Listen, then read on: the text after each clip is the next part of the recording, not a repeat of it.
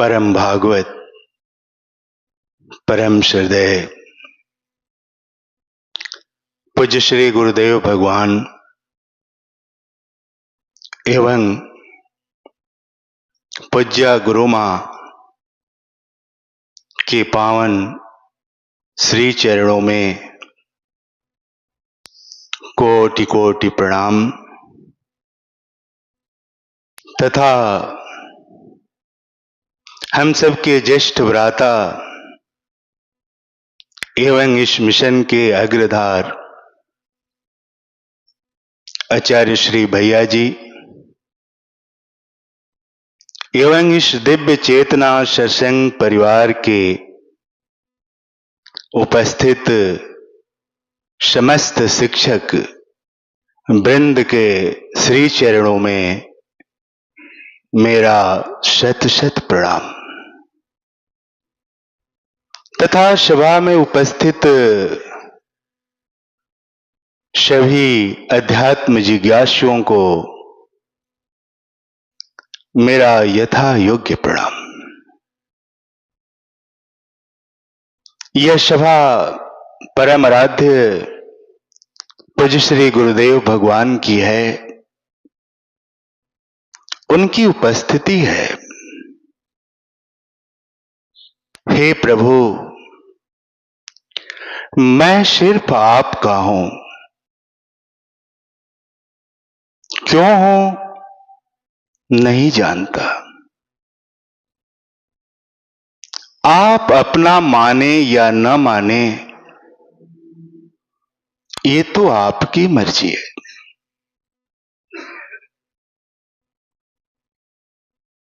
आज हम लोग अपने आराध्य पूज्य श्री गुरुदेव भगवान की महा अवतरण पर्व पर एकत्रित हुए हैं। अच्छा, आज हम लोग अपने परम आराध्य पूज्य श्री गुरुदेव भगवान के महा निर्वाण पर्व पर एकत्रित हुए हैं। महानिर्वाण जो विजय का पर्व है, जो परम आनंद का पर्व है, जो प्रेम का पर्व है।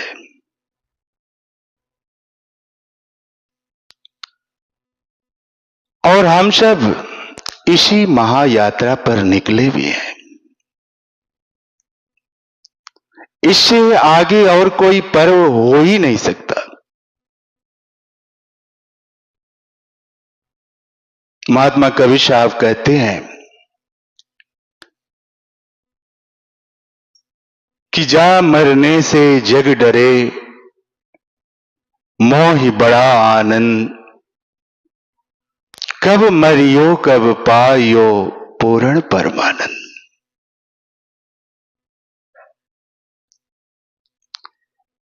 वही पूर्ण परमानंद का जो पर्व है, यही महानिर्वाण का पर्व है। इसी मृत्यु के लिए हम तरसते हैं, पर मरना और जन्मना किसकी होती है? मरना और जन्मना तो भ्रम से ग्रसित भ्रमित की ही होती है। भ्रम की नहीं हो पाती। जिस दिन उस भ्रम की मृत्यु हो जाती, वही हमारे जीवन के लिए महानिर्वाण का पर्व होता।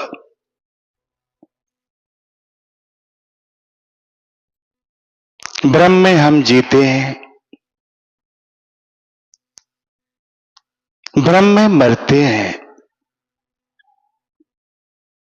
और जीव बन के रह जाते हैं। भ्रमी की हालत होती है भ्रम तो बना रहता है, मृत्यु जब भी होती है तो भ्रमी की होती है। और भ्रमी का अर्थ भी होता है, पर्यायवाची शब्द होता है मक्खी से, जो कीट होता है, जिसका स्वभाव होता है शरीर के उन अंगों पर बैठना जहां गंदगी दिखती है। कभी भी मक्खी, कभी भी ब्रह्मी उन्हीं अंगों पर बैठना पसंद करती है जहां गंदगियां होती है, और उसी स्वभाव में शरीर को भी त्याग देती है। लेकिन भ्रमर जो सुगंध की तलाश करता है और सुगंध को तलाश करते करते उस पुष्प में, सुगंध में इतना लय हो जाता है कि उसी में ही मिट जाता है। भ्रमर की भूमि महानिर्वाण की भूमि, उस प्रेम में, उस सुगंध में अपने आप को मिटा देना। लेकिन वही एक ब्रह्मी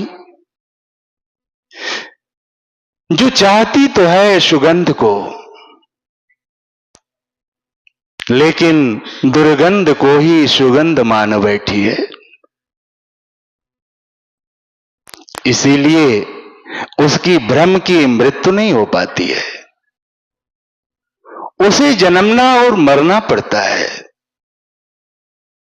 उसे मृत्यु का थपेड़ा सहना पड़ता है, जन्म का बोझ ढोना पड़ता है। लेकिन भ्रमर जो पुष्प में प्रेम की सिमटकर मिट जाता है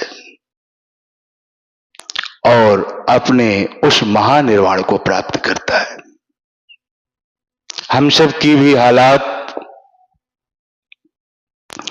उसी मक्खी की भांति है, जो भ्रमी है, जो भ्रम में जीते हैं, जो सत्य नहीं है फिर भी इस असत्य को सत्य मान लिए हैं।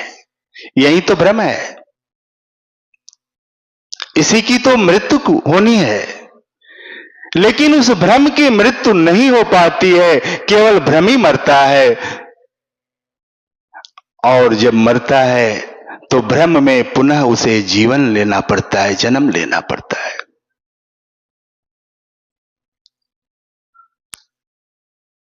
आवश्यकता है हम सब की हालात भी उसी भ्रमियों की भांति है, जिनका लक्ष्य है महानिर्वाण, पर जीवन और मृत्यु के थपेड़े को सहना पड़ रहा है। आवश्यकता है उस भ्रमर के पथ पर चलने की, उस भ्रमर की सानिध्यता प्राप्त करने की, उस भ्रमर के दिशा अनुसार, दिशा निर्देशन अनुसार अपने जीवन को चलाने की। वो भ्रमर कौन होता है? तो गुरु होता है, सद्गुरु होता है।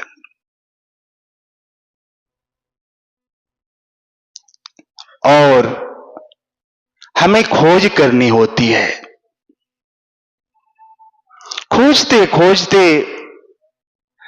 जब द्रवही दीन दयालु साधु संगत पाइए, जब परमात्मा की अहद की कृपा होती है तो जीवन में गुरु का अवतरण होता है। गुरु का अवतरण होने के बाद भी, उनके बताए हुए पथ पर चलने के बाद भी, अगर हम चलने का प्रयास करते हैं गुरु द्वारा बताई हुई साधना को करने का अभ्यास करते हैं। हम तो बैठते हैं साधना में, लेकिन कहीं हम बाजार में घूम रहे हैं। बाहर तो बैठे हैं साधना में, लेकिन भीतर से बाजार में घूम रहे हैं। हम चाहते हैं गुरु के बताए हुए साधना को करना, सही पथ पर चलना, लेकिन मेरा भीतर मेरा साथ नहीं देता है। बार बार प्रार्थना करते हैं कि प्रभु दशा हृदय नहीं आवत। वो दशा हृदय में नहीं आ रही है जो हम खुद चाहते हैं। कारण क्या है? कारण यही है कि बाहर से हम कुछ और हैं, भीतर से कुछ और हैं। कभी भी हम अपने भीतर को झांके नहीं हैं।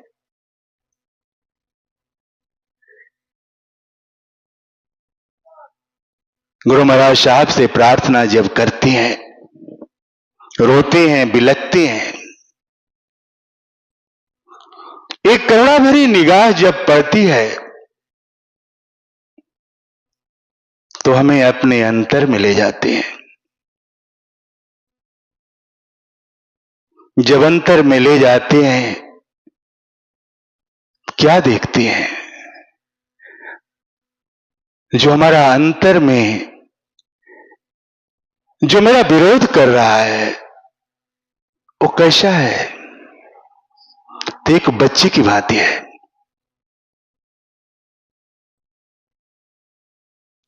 रो रहा है। कभी हम उससे मिले नहीं हैं। वो प्यार चाहता है, वो दुलार चाहता है, वो साथ चाहता है, लेकिन हम तो अकेले चलने को ठान लिए हैं।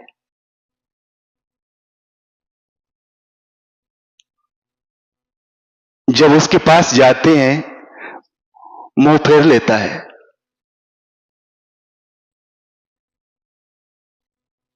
जाकर हम उसके पास बैठते हैं,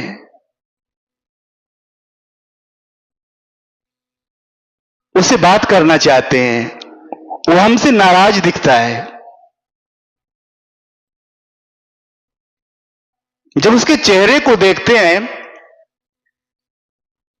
तो ठीक कैसा लगता है? तो अपने जैसा ही लगता है, अपना ही बच्चा जैसा लगता है, अपने बच्चे का रूप जैसा लगता है।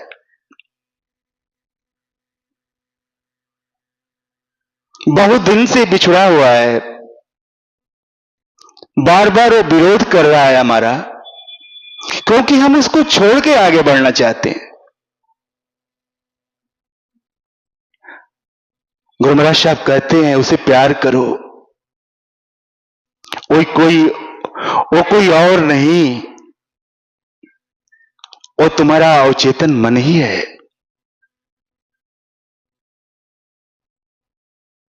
जो पहले हम अकेले चलने का प्रयास करते थे, अकेले साधना करने का अभ्यास करते थे, अब उसके पास जाते हैं, उसका साथ देते हैं, उसको गोद में उठाते हैं, उसे साथ लेकर गुरु महाराज के साथ सामने जाते हैं, गुरु महाराज साहब से आशीर्वाद दिलाते हैं। वो खुश होता है।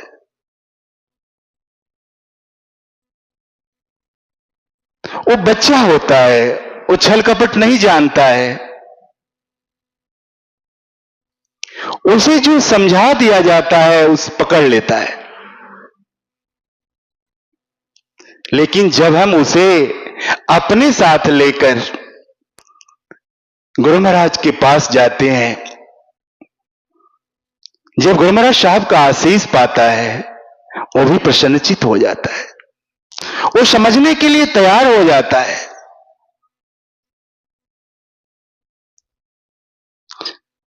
उसे हम समझाते हैं कि देखो, जो तू अपने आप को मान बैठे हो वो हो नहीं।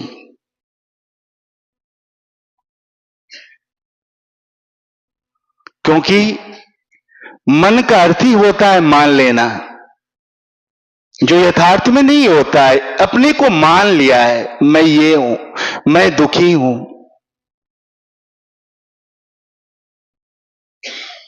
मैं ये हूं, मैं दुखी हूं। अब उसे समझाना होता है, समझाते हैं उसे कि देखो, जो तू अपने आप को मान लिए हो नहीं, तुम वही हो। देखो, स्थूल से नजर फैलाओ, तू हो कौन?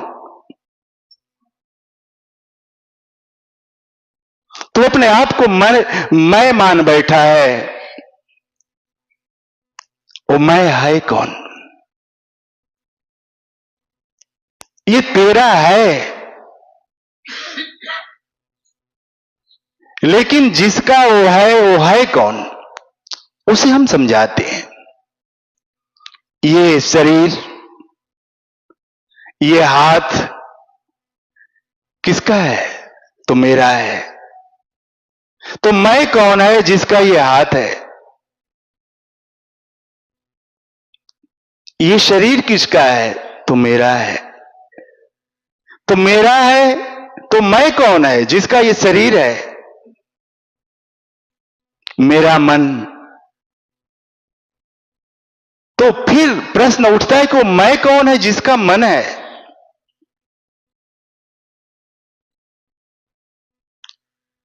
तो ये आत्मा का है। तो ये आत्मा कौन है? आत्मा किसकी है? उस परमात्मा की।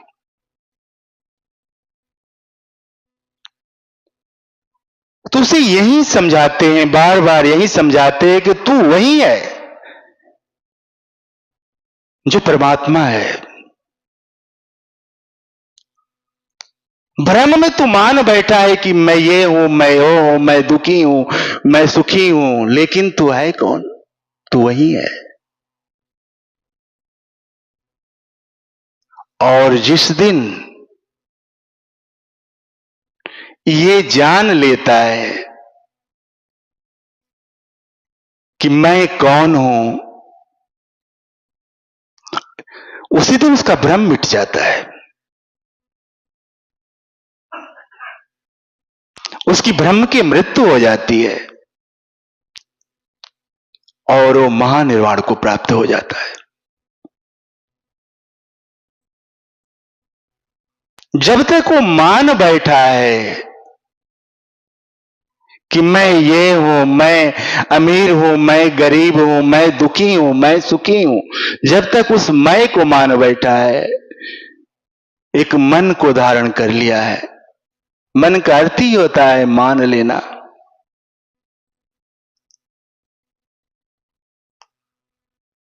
तो इससे हम समझाते हैं, वही समझता है, और वही उसी को समझाने में बहुत समय लगता है,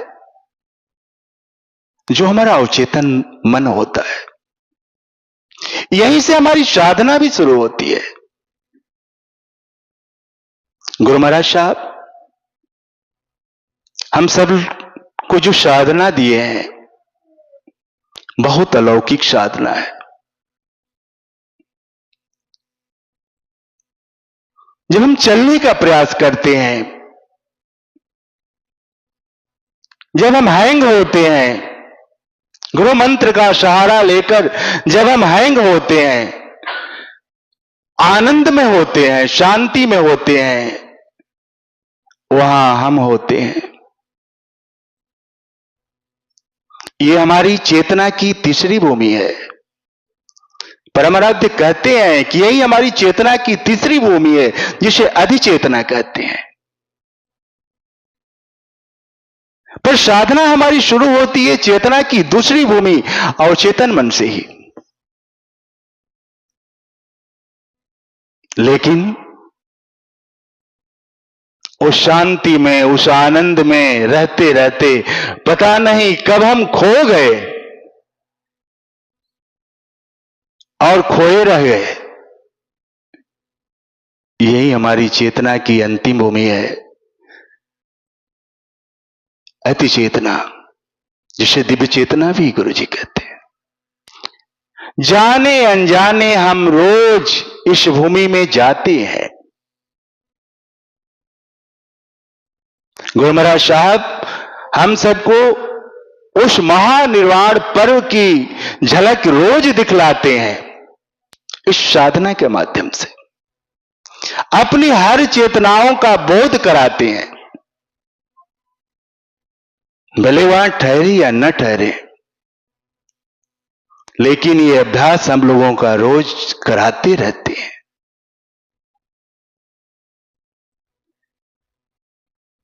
परम आराध्य से प्रार्थना है, हे प्रभु, हम लोग अपने आप को जो मान बैठे हैं, जिस भ्रम में जी रहे हैं, उस भ्रम से पर्दा हटा दो और वास्तविकता का दीदार करा दो। आज ये जो महानिर्वाण पर्व है, इस पर्व पर आपसे यही प्रार्थना करते हैं या याचना करते हैं, हे प्रभु, इस भ्रम का पर्दा हटा दो और एक वास्तविकता का झलक करा दो। ऐसे प्रार्थना के साथ हम अपने परम आराध्य पूज्य श्री गुरुदेव भगवान के श्री चरणों में कोटि कोटि प्रणाम करते हैं। साथ ही श्रद्धा पूज्य गुरु मां के भी चरणों में कोटि कोटि प्रणाम करते हैं। साथ ही अपने ज्येष्ठ भ्राता आचार्य श्री भैया जी के भी चरणों में कोटि कोटि प्रणाम करते हैं। ओम शांति।